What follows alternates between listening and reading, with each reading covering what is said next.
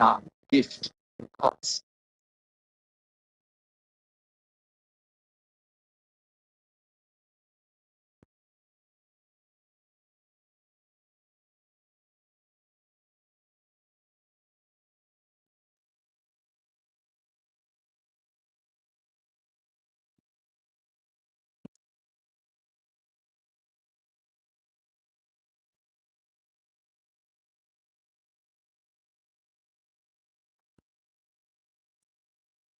'Yo, we starting at 10 o'clock. We start at 10 o'clock, y'all. Be on the move.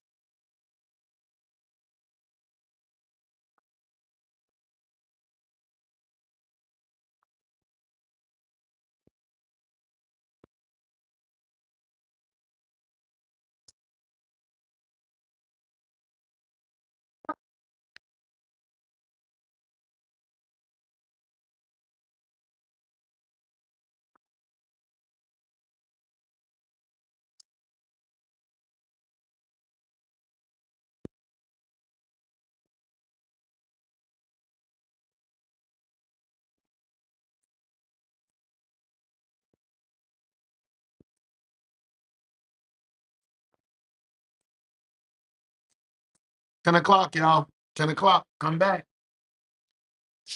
Just letting some stuff play. Getting the tempo, getting the feel, vibing.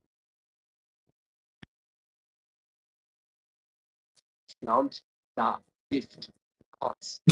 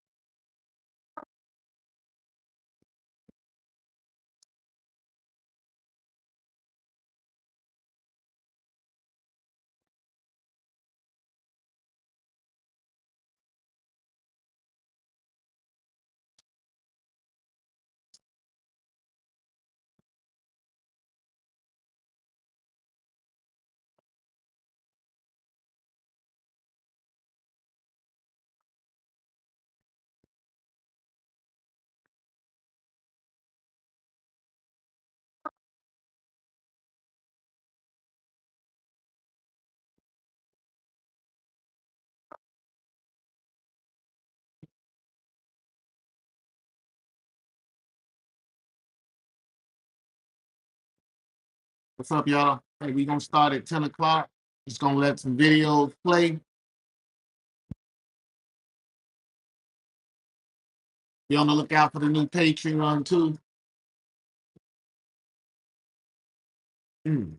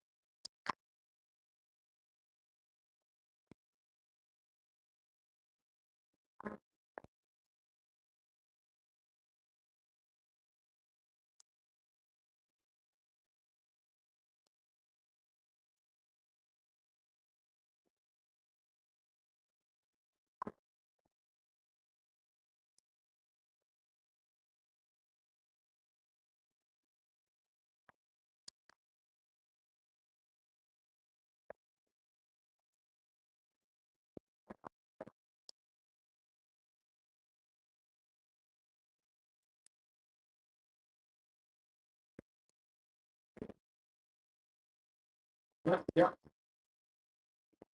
yep, yep. Mm. Mm.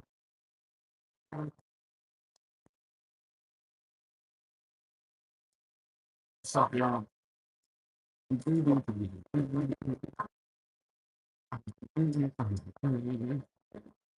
All right, gonna go ahead and get started a couple of minutes early. Yeah, can y'all hear that? I hope y'all can hear that in the background. I don't want it to be overbearing. I do want a little something, something in the background. Um, Move all this out the way. We'll bring these other sites up real fast. Okay, let's go.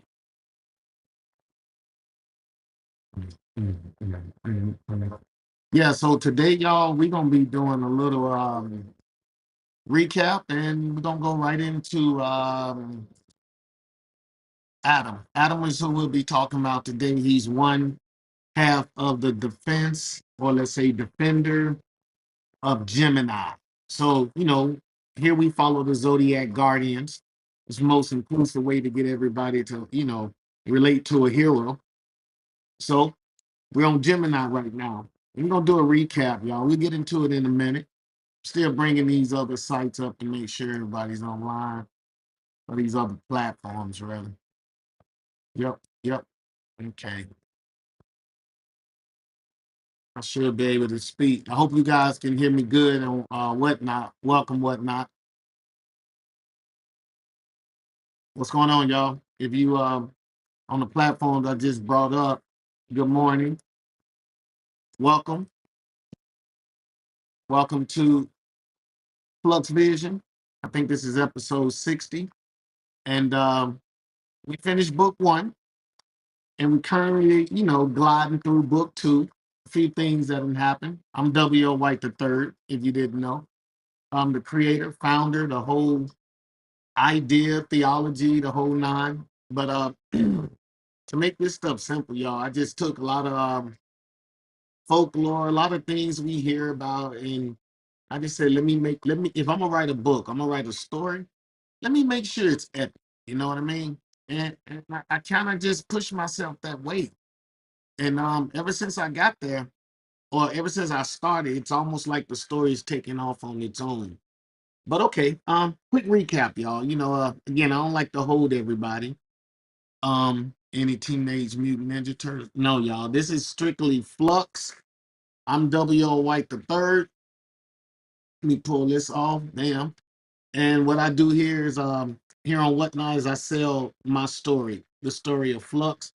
I'm a author, right? Retired veteran, and cancer survivor, whole nine, right? Story's dope, but it's painful at times. But yeah, I made it. I made it. And I started writing this story while I was going through my near-death experience, and it kind of took like I said earlier, took on a life of its own, y'all. And it just formed.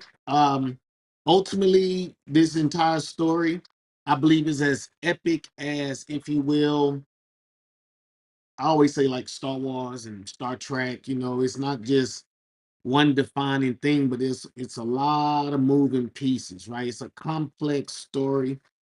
It's about the Zodiac Guardians, or that's what I say. But ultimately, it's I'm on book five. Just want you guys to know I published three of them. You can find them on my store if you're in Whatnot. If you're on one of the other platforms, direct message me, go to my website, flux-zodiac.com. It's a whole lot, it's a whole lot. I pretty much got things set up on most of the platforms so that if you want Flux merch or Flux to know really what's going on with the story, you can hit me up. You know what I mean?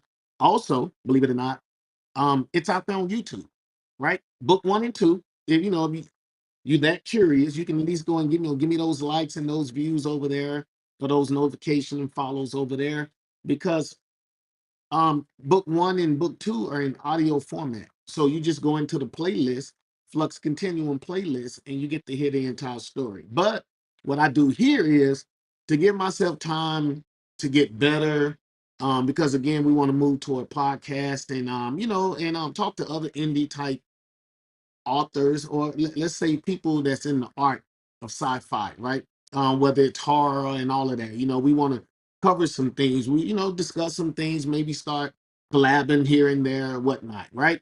Again, we want to be epic. So again, I have to hit on other people instead of just saying the super, like I plan on writing, because we have a lot of multiversal characters in the story. So again, it's a lot. Like I say, it's a lot of moving pieces. And right now I got the first three books. And also it's basically each one of these zodiac guardians are defenders of one of the constellation, one of your zodiac astrological constellations. And there in that constellation, it might resonate at a different frequency, and it's not a might, it will, in the flux continuum, resonate at a different frequency, and that frequency would ultimately um have a its own dimensional realm and everything within that frequency, right? It's a physical realm that resonates at a different frequency um in one of the different constellations. To me it's dope. Okay, to me it's dope. But anyway, so far, well, I can't even tell you that. But look, I published up to book three, and by the time we get to book three, we will ultimately reveal what's actually really going on. Okay. But in book one, it's basically the origin story of the Earth-based Zodiac Guardians. Let me say it that way. The Earth-based. So this power should have never came to Earth, but since it did, I used book one to tell the origin story of these characters. And in the meantime, we still moving toward a lot of stuff happening too, right? So I'm leaving it open to like, yo, here comes book two, right? This is an ongoing series too. It's not just a complete story and like, I mean, it could have been in two books. I could have kind of ended it, but no, I want it to be epic, right? So 12 books is my that's my target anyway. So I'm all two-thirds of the way done with book five. Yeah, book five. And I published three books, like I said earlier. So anyway, now in book two, because that's where we at now. In book two, we have, let me pull up the slides for you guys. Let me see. I'm pulling out my notes too, guys. So in book two, the first thing we learned in book two was that intake was became the senior order. So what does that mean? It means that intake is he's an omniversal being now, kinda. Stay with me. He's the senior order. He is the order, the physical representation of order in the physical realm. So there are a lot of different physical realms, right? Because alien and otherworldly places, but at the same time, those realms, majority of them understand what a senior order is. And well, the way I like to put it is, here on Earth, since we're the ones that's learning everything, I kind of look like, hey, everybody else is already out there doing whatever they do, and we're catching up. So even though it might be a milestone for us, not necessarily a milestone in the big scheme of things, or universal, if you will. But anyway, he became the senior order. So, like I said, most alien races know what a senior order is. And once he became the senior order, he sent the heroes out to go fight and all of that. And what I did was I chose to stop there, and I wanted to this is book two? Yeah, this is book two. So after he became senior order, the first thing I did, intake and shit with the yeah. So they all fought the Galaxians, right? So the bad guys, if you will, Cancer Society. I'm sorry, Cancers, right? Because in the whole Zodiac scheme, we got to fight amongst ourselves first, right? So in Cancer, they I don't really want to talk about that was book one, the stuff that so I'm trying to stay here. There's a Commander Trimble. Commander Trimble is somebody that was sent by Gravtate to what he's supposed to do is he's supposed to find like the orbs, right? So Gravtate gave him pretty much where he sensed the orbs, where he gave him those coordinates, and Commander Trumbull basically made his way to Earth, crept up on it, and then he said, "Hey, we can't get through this white noise field, or we can't scan the planet properly because Intech has already had put up a white noise field around the planet. That's what the Titan Shield facilities are. Now, in it, so Commander Trumbull sends down four galaxies, right? The destroyers of planets, right? This correction, the destroyer of worlds. So they go in and they're pretty much targeting the Titan Shield facility, and there are four of them that are on the surface. So that's where they target at, right? And they're on their way. They get into a big fight with the enhanced humans. Everybody fights, and I want to get to Jackson Swade. Okay, so now I want to get to what happened. So in the book, okay, what I did was while they were fighting the bad guys and whatnot, I took you guys back to the Gifts of Power ceremony. Now, the Gifts of Power ceremony, it's not like uh earth-based traditions, earth-based traditions, and okay, so we got to think, outside of how we think as humans. So this ceremony can be held across dimensions.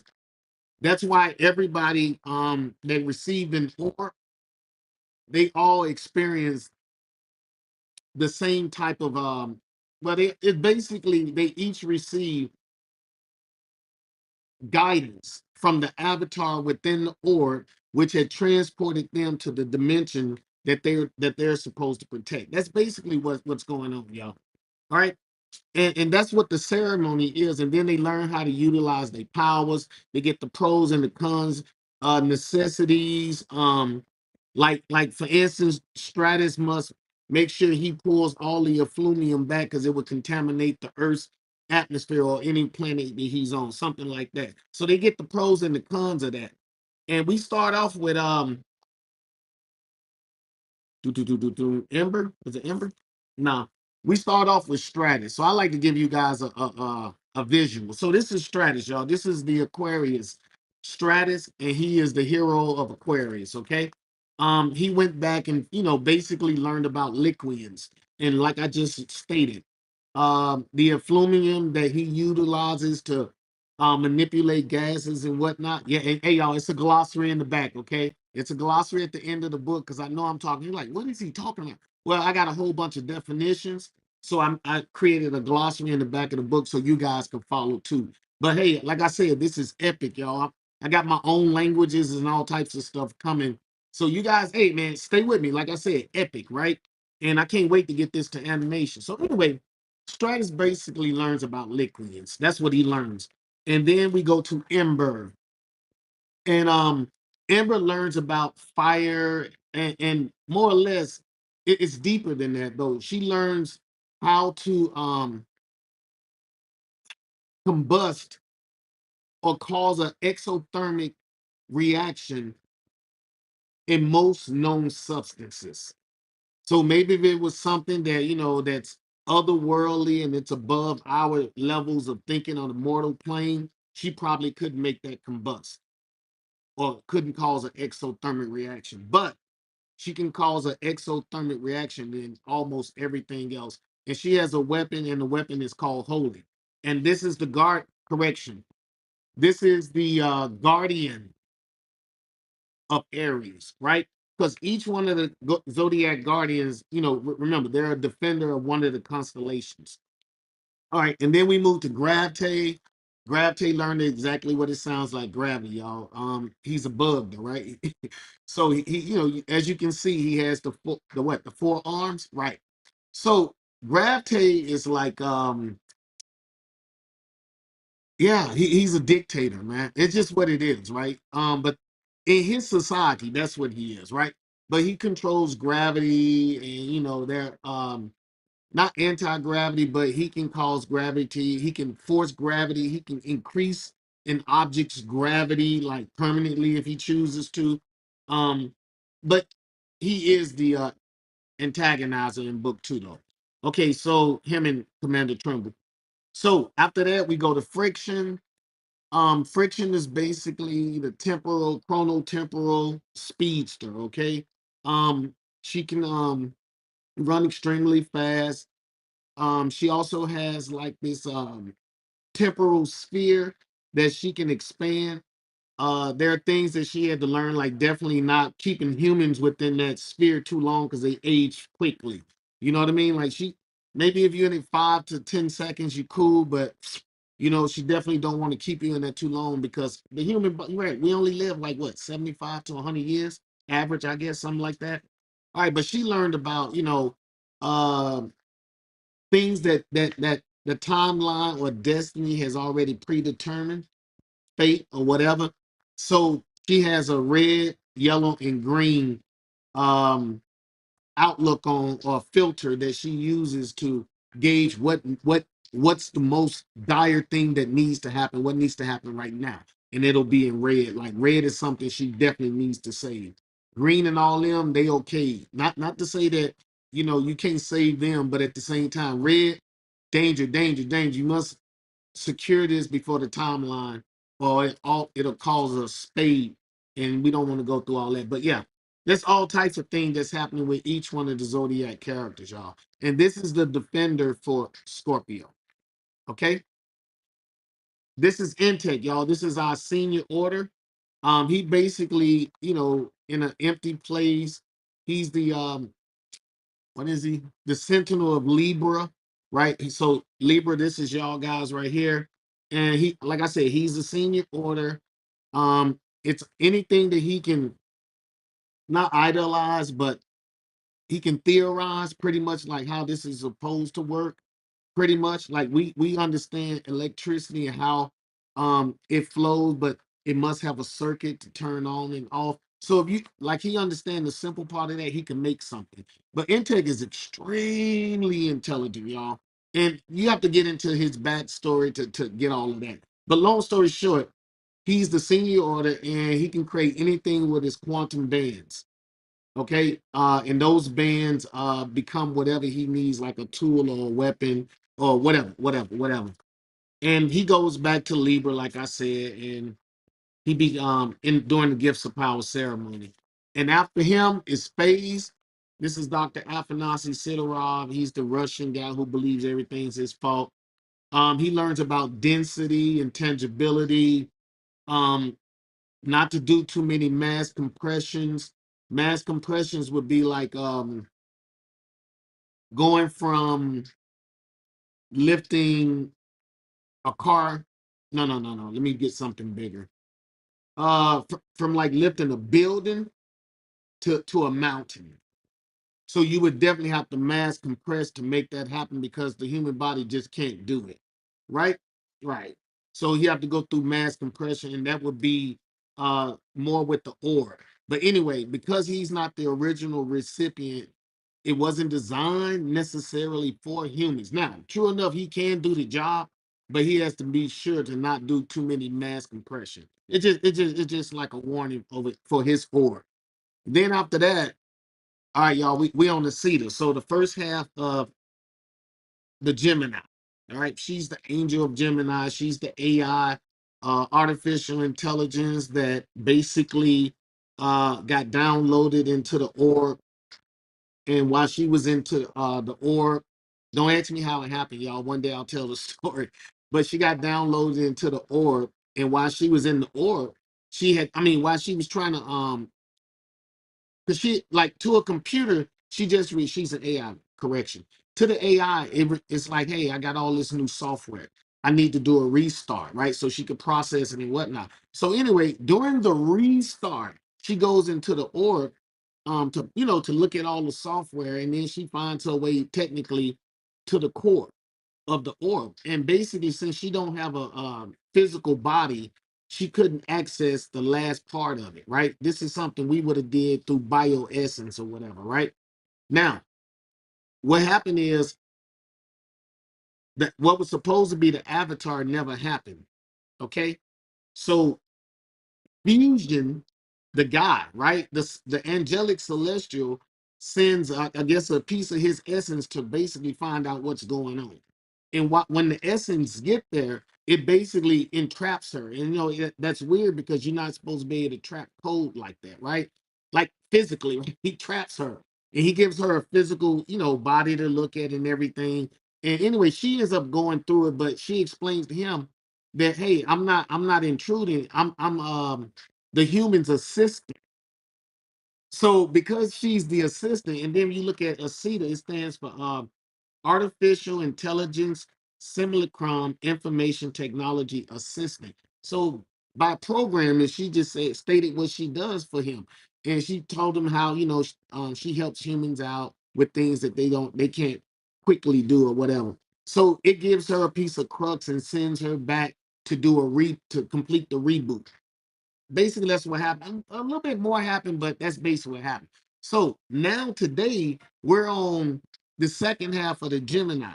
All right. When we left Adam, he had been in darkness for 6 days. So he didn't go through anything like the rest of the orc wielders. He didn't like experience an avatar talking to him, guiding him, showing him how to do stuff. He didn't get that. He was just in darkness. It was like being asleep for a long time. It's like, man, I can't wait till morning. Kind of like that, right? In a daze almost. But A.I.S.I.T.A went through it, and hers happened kind of quickly, like in the span of a restart, y'all. That's kind of what I want y'all guys to feel. In the span of a restart, her thing happened. Anyway, so now we back to Adam, and he was at the Hadron Collider, right? And he had got there, and he helping out or whatever. And this is his part of the story of where after everybody else and got back and everything, and he saw them fighting the four Galaxians, the cancer, um, what do you call them? The destroyer of worlds from cancer. He watched them, and that's the last time we left Jackson Swade. So now today we're back on Jackson Swade, the second half of Gemini, and this is the guy right here. Okay, so normally at this point of the show, I'm gonna let this video play, y'all. And then and then I'll come back and give you my rundown of what transpired or what inspired me or whatever. Anyway, real quick, um remember, you guys go hit the store, take a look at it, make sure you check it out, hit the website. I will have a Patreon coming, whole bunch of stuff that's out there. I guess that I either compiled or, we want to start doing, I call them behind closed doors, meetings and whatnot. We can do all that across Patreon and whatnot, and you guys get some back, behind closed doors feel of what it is that we out here doing. Maybe, interaction with some of the artists and whatnot. So, like I said, I want some of you guys to be able to share this with me. Just come show your support. Y'all can hit my Cash App, or, like I said, you can hold on and hit me on my Patreon. All of my books on all digital platforms. So, that's why I make sure they go so that you guys can either get them or what I'm saying, download them. I got ebooks, I got all types of stuff. I can make EPUBs, if you want it for like your notepad or notebook or whatever. Oh, yeah, we're gonna go ahead and really get started. But I did want you guys to know I have another show. I think it's Saturday. I'll be doing comic books on Saturday, right? I mean, basically, make me an offer. And that's basically what it'll be. I'll be talking about, some of the issues and whatnot. But you guys can make me an offer. I gotta find a way to get you guys that list though, so you guys can see it. But all right, let me go ahead and put this video on. Do do do do do.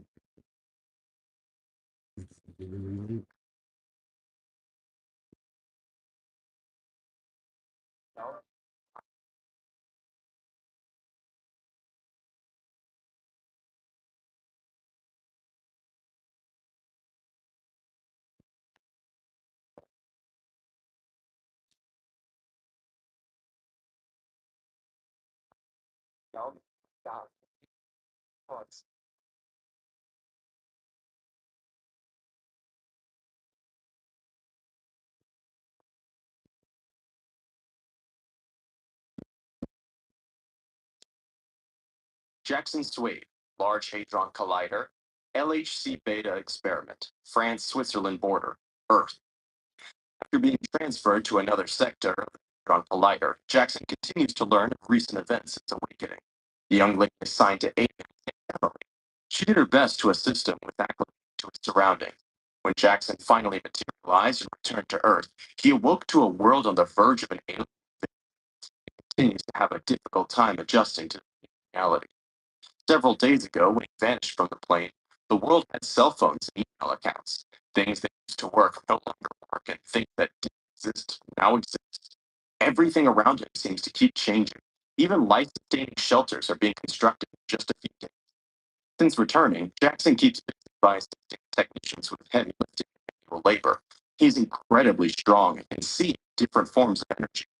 He learned of his new abilities while attempting to get his futuristic spacesuit off. He has somehow been sealed into it. Jackson believes his orb is malfunctioning. He's trapped inside the spacesuit. He is, however, currently, but wonders if his oxygen supply is going to run out. When the reports of aliens spread across the planet, Jackson watches the streaming videos on the monitors. Around gasp at the visual image of the invaders. Jackson and Emily watch in horror as the video streams. Am I expected to fight that? Jackson asks Emily if she has the answers. He continues to deny his position as protector to accept the inevitable. Emily replies with eyes glued to the monitor. I don't know. The first monitor shows the enhanced humans Ember and Stratus defeating one of the aliens. Intech and ships stop another alien and save Titan facility south. The second monitor streams Phase fighting a third alien invader. Jackson blurts out in disbelief, "Where's his eyes glued to the monitor?" Emily replies again, I don't know. Jackson can't seem to pry his eyes away from the monitor. He watches Phase fight the alien creature to a standstill. Several thoughts and ideologies run through his mind, from being a hero to screaming at the top of his lungs. These aliens are giant insect people with advanced technology and weaponry.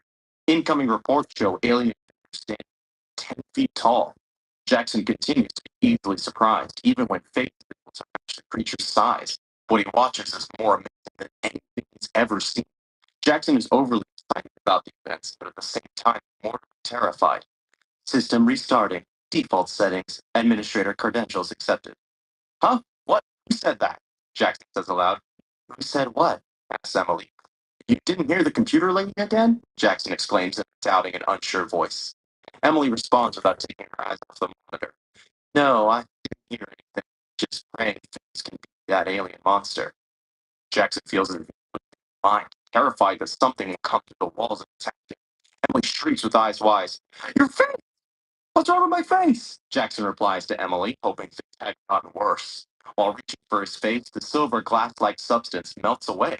Jackson takes a very deep breath of Earth's air. His human face has returned. Finally, something normal and familiar is happening. He's so excited, he picks Emily up and spins her around in his arms. Emily smiles at Jackson and is happy for when his human face returns. Jackson is fascinated on the eyes. Awaiting username. So you hear that? Jackson asks Emily about the probing voice, only he can hear. Emily replies, she curiously smiles at him. No, I don't hear anything. Give me a second, Emily, I'm working on something. She continues watching the monitors while Jackson stares off into the unknown. A call for Emily echoes across the intercom. Jackson stops her before she leaves. The two spent a moment saying goodbye, and Emily left for CERN LHC. He watches as she departs. She is all he's known since waking up in pre-eviction Earth. Awaiting username. What are my preferences? Preferences are required for the username. Wow, you understand? Correct. This unit has become one with the fusion. The what? To access help menu, user must complete setup. This unit is currently awaiting a default username. Okay, okay. Hey you, a voice calls out. As he turns in the direction of the anonymous voice, the fusion reminds Jackson of an actor, and it flashes in his thoughts. The AI accepts the mental projection and sets the username. The enhanced human friction walks in his direction. The subneural pathway which communicates with the AI allow Jackson to complete the initial setup within the blink of an eye. After establishing his default preferences, the AI completes startup procedures. Startup procedures complete. I take it that you're looking for me? Adam asked the newly arrived enhanced human. I'm Friction, wielder of the time. The senior order has requested your presence. The who? Attendance for what? Repeat this phrase. I am Atom, wielder of the fusion. What is this thing anyway? The fusion is the omniversal bioengine inverter that resides in your chest. That's what this thing in my chest is? A bioengine? Yes. Now we must respond to celestial traditions. We? Yes. We. I am Adam, wielder of the fusion. So Intex sent me to retrieve the GOP recipient, chaperone to headquarters at the UNHQ. How old? Adam asks as he wonders about Friction's vernacular symphony language. Suddenly, Adam's mind expands and partitions into a virtual environment. It's as if a switch has been turned on. He now possesses an internal view of digital projections and overlays in his mind. As ripples of hyper-accelerated energy trickles along his exoskeleton, Adam smiles. It doesn't hurt and it looks cool. Even as he watches Friction's mouth move itself in the moment. So, are you coming? Yes? No? Maybe? While Friction talks to Adam, the A.I.S.I.T.A completes the Gifts of Power ceremony OS configuration and setup. Adam's hands glow with electrical sparks of energy. The power coursing through him is incredible. He experiences a feeling of invincibility. The rush nearly overtakes him. Friction is ignored. The marvels of the power he possesses. Filled with cosmically infused hormones and gallons of youthful impatience, Friction grabs Adam's hand while expanding her field and is whisked away their slipstream. From his perception, they travel through what appears to be a distorted circular lens. He squints his eyes because of the speed and the overwhelming nauseous feeling in his gut. Adam wonders how he got into such a predicament, thrown about within Friction's temporal field. Due to a massive surge in the electrical grid, the energy source saturates the external mainframe, compromising my digital kernel. During the Gifts of Power ceremony, our combined electrical impulses are undeterminable by the orb. Huh? When did my become our? The orb misinterpreted my analysis of the alien energy sentience. The senior order to another. Again, you refer to your actions as an individual. The my electrical impulses and senior what? Your brain impulses in my digital data matrix caused a malfunction when your essence attempted to access the Imperial Codex. The malfunction caused an error which initiated a transfer protocol to Intech. A protocol to what? And what happened to your automated voice?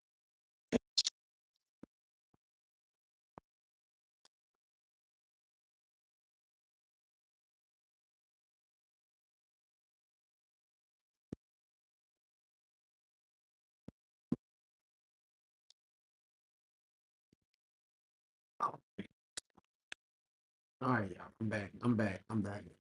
So now that you guys have seen the well, not you've seen it, but you have pretty much watched the video clip. You I hope you guys understand that basically my intent, if you will, is to show the union between Adam and Aceta. Okay, they're two different entities, got their own personalities. Um, in all actuality, Aceta basically is in the orb. Okay, she's not in his brain, but what she does is establishes subneural ports so that they can talk. It, when I say less than a second, they already had a conversation. That's it's like they're in sync. So if they were not in sync, we would have to go through the actual conversation, right? And that conversation could take what you guys watch cartoons, so you know how long when they talk to each other and it takes forever. No, Adam and Aceta, they talk instantaneously almost. So within fractions of a second, because they're in sync. Okay, remember that because they might not be in sync, but as long as they're in sync, it's happening in fractions of a second. So I hope I was able to relay that well. That's and remember, if you guys are basically tracking with me and you rolling, you remember when Fusion, right? So that was what, last Saturday? Yeah, last Saturday. Fusion gave Aceta a crux, and he said this will greatly enhance you. So basically, Adam is watching what's going on, right? We start off right there. He's watching what's going on. Um, it's been a couple of days. I'm gonna say he's almost getting depressed. Okay, because he's stuck in its what he believes is some type of spacesuit.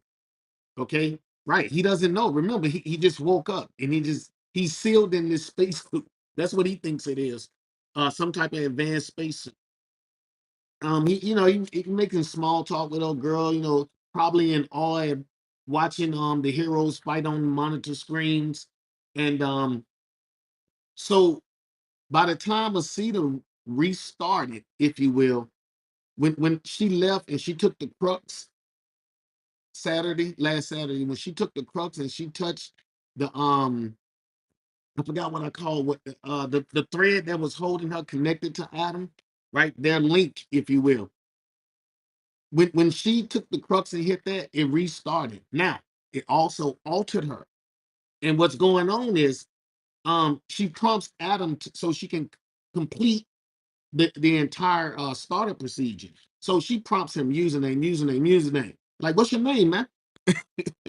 And then he says Adam, or I guess he's thinking about the fusion. He goes Adam in his mind. He just thinks about in Adam. So in his mind is basically Adam. That's what she calls him now, Adam. So there sometimes when you're programming, like when you first get new equipment, it'll inquire about your name. Well, you don't get to go and do a restart later, right? You can say reset to default. That won't happen again. She can't like reset to default. No, no, she can't reset the default because the fusion is not going to come out and allow her to do that type of restart every time. That's not going to happen. He's not just going to keep giving her cruxes. So if anything ever happens to A.I.S.I.T.A in a manner where we lose her, only one way to get her back is to get the fusion, and we can't just pick up a phone and call it angelic celestial. You just can't do that. But anyway, in the process of her um talking to him, um, or getting that information, like the startup procedure, um, friction shows up, right? Adam looks at, well, first of all, Adam, while she's doing that, let's go back a little bit. While she's doing that, before friction gets there, Emily, right, talking to him, whatever, his quantum quartz starts. I always consider it dripping. It looks like it in my mind looks like it's dripping away or dripping down, or even when it splurges up over it, it's almost like it's a liquid form that becomes hard. Okay, so that's kind of how I see it. So anyway, so it drips down. She can see him. They twirl around or whatever. She's called away. So Adam is still working on this process though, right in his mind.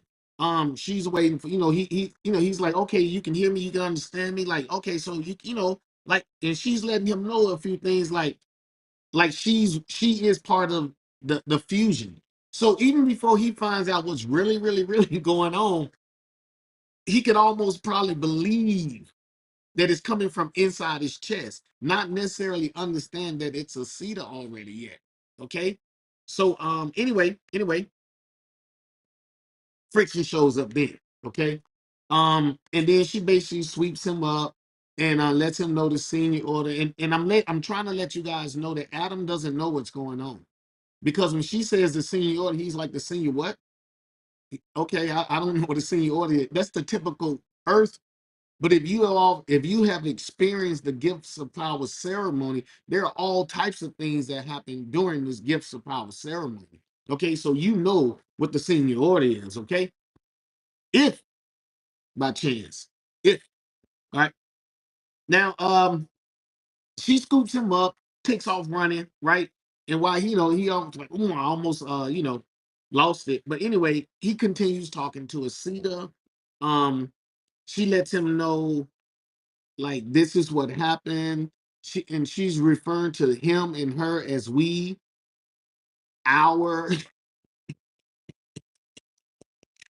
So and he's what like what because like to him that's it. That's this my body, but that's not really like what's happening anymore. But she's gonna catch him up, y'all. She has to catch him up. That's basically what's got to happen.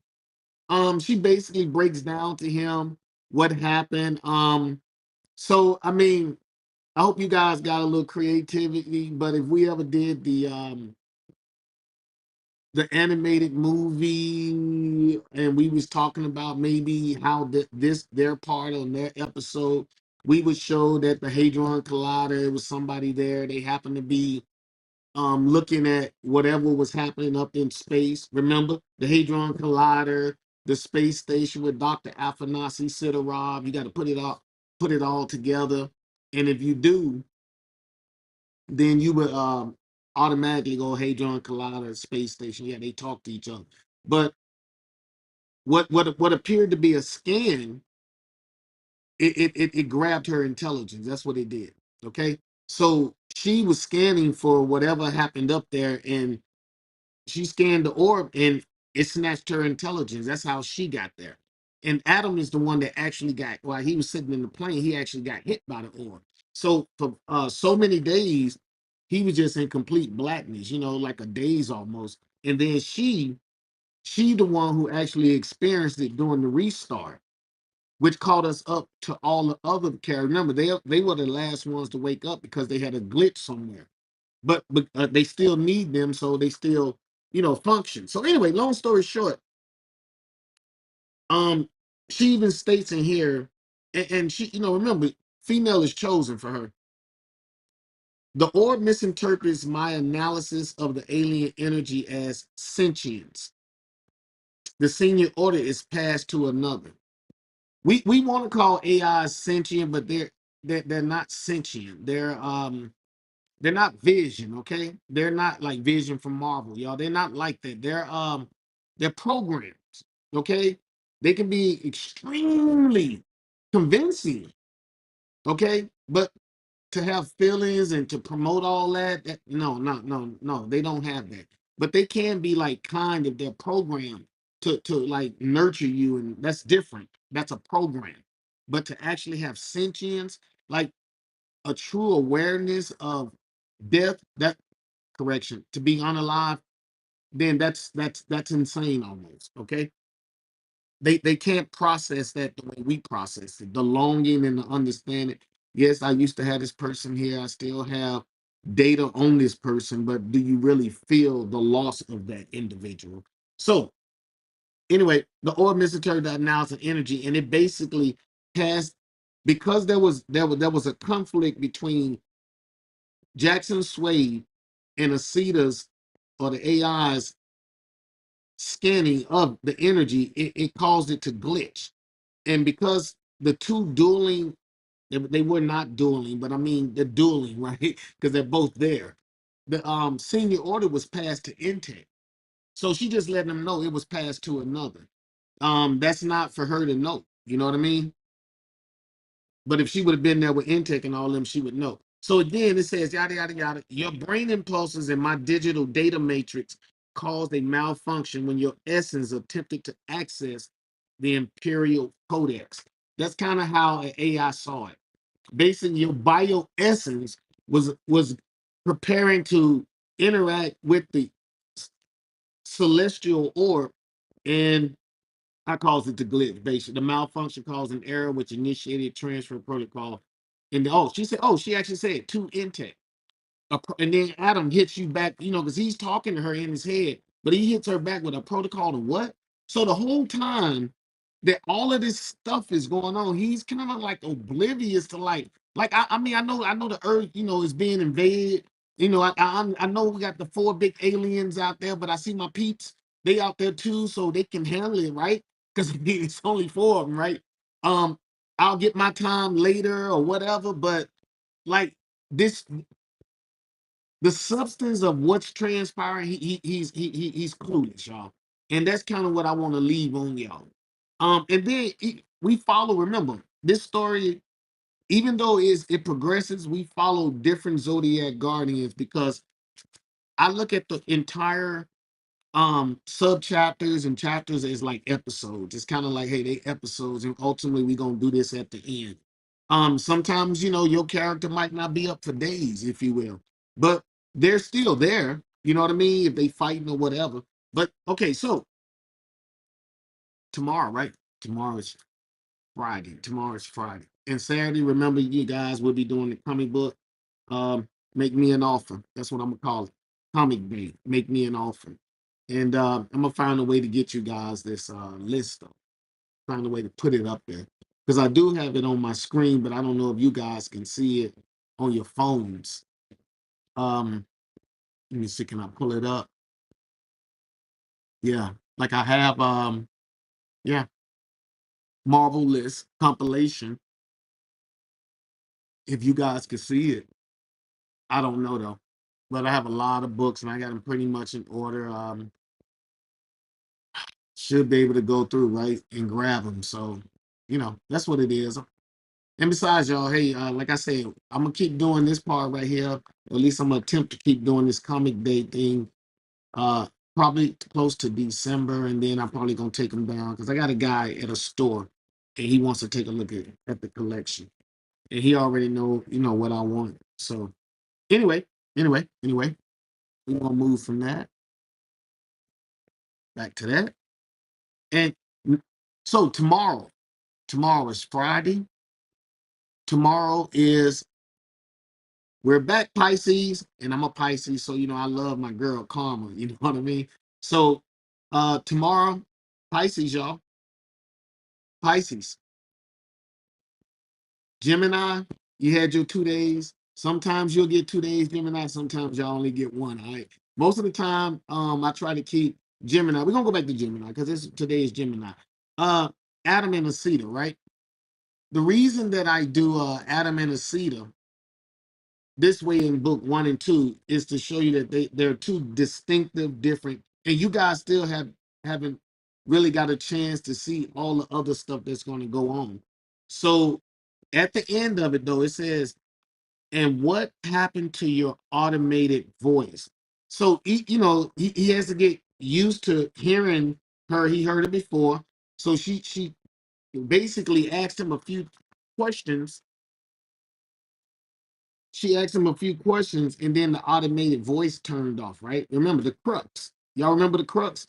And even after like being able to talk to something in his head, this new female showing up, grabbing me, speeding me off, me still having these talks in a fraction of a second, and he still like finally just like realized like what happened to your automated voice. So there's still, I'm letting you know, we building up, y'all, and this is just book 2, right? We already did a little fighting in book 1. We're gonna definitely do some fighting in book 2, right? And let me see what else. What else? I think, matter of fact, we already did a little fighting at the beginning of book 2. So we're on like we'll be on page 59 tomorrow. And like I said earlier, we're gonna be talking about karma. But the reason we had so much on Adam and A.I.S.I.T.A is to show the distinction between both characters. And now, anytime, well, at least for those who purchase the books, and for those who purchase the book, the ebook, the EPUB, that's what I'm getting used to, the EPUB, y'all. For those who purchase those to show their support, you'll notice that anytime A.I.S.I.T.A speaks, she's in italicized, and Adam just talks. So he's technically, anytime you see the italicized, you'll say, "Oh, so they're talking to each other." You just got to get it. You know what I mean? You just got to accept, like, hey, he's not speaking out loud. He's just speaking inside his head. So, like I said, if you follow the story, we already know he even told the Emily, right, the girl that was taking care of him, right, helping him around. He already mentioned to her, "Give me a second." And well, what I stated was he's looking out into nothingness. So that means his mind, right? That's to give you the impression so you can see like if somebody looked away from everybody and then they was thinking within their own mind. So he's doing most of it. Whenever you see a seat, unless, oh, I can't give you all that, right? I can't give you all that information. And there'll be times when, it's coming, y'all. It's coming. It's so dope, man. I love this flux stuff. But anyway, long story short, karma is tomorrow. We're gonna knock her out. Remember, she's the magical being that's from Pisces, right? She's made from Stygian and Harmony, right? A demon and an angel. I don't want to call her an angel. I want to say like a fairy. Yeah, she's supposed to be good though, like wholesome. Her name is Harmony, right? because she lives in harmony and she can affect harmony. um, anyway, but they're like deities, like right? They're like I don't want to use the God word, but they're like small letter gods, right? They're like the gods, right? Um, incredibly powerful beings, right? That once roamed the earth. And I don't want to tell you her backstory or nothing, but I just wanted y'all to know she's from a fairy tale world, and at the end she was basically pushed through a portal, and now we're gonna find out where that portal led. Okay, that's kind of what I wanted to let you guys know. So when you get into Flux, you got to start looking at like, oh, okay, so it's basically an epic tale of a whole lot of micro stories about some of the same characters, new characters along the way, just little mini stories that all come together. You know, as they start piecing together, it's almost like putting a tree together, right? You start off with the stem, you put the stem down. I'm just saying if you put a tree together like a Christmas tree, right? And then you start adding in all the stems and leaves from around the stem. So that's kind of like we already pretty much established what's going on. We understand that the power shouldn't have come to Earth. We have Earth-based heroes now, basically, right? Or Earth knights, space knights, if you will, and they're helping out. And now I'm giving you the individual ideas and personalities and that kind of stuff, man. I want you guys to have a feel for these characters. Um, yeah, okay. One true moment. I was told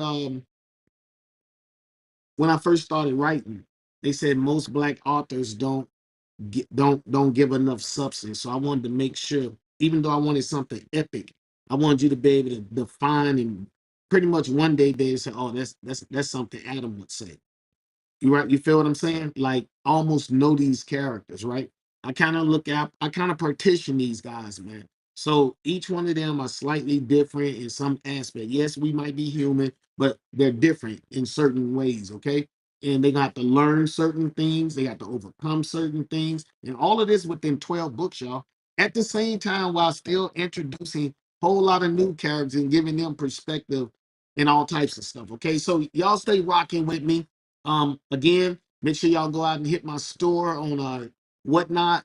Other than that, hit me at flux-zodiac.com. Be on the lookout for the new Patreon. Yes, I'm working. I'm diligent on this thing, man. But it's hey, I understand why they got it set up the way they do to charge because people put in work, man, to get in there and make it look pretty and whatnot. Anyway, y'all, that's pretty much it. Y'all make sure y'all be on the lookout tomorrow at 10 a.m. I'll be here and come rock with Flux. See y'all later. Peace.